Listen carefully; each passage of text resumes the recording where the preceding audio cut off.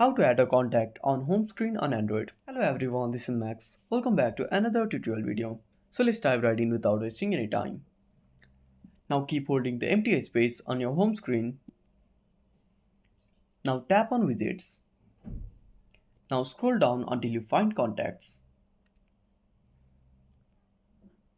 Now select either favorite contacts or individual contact.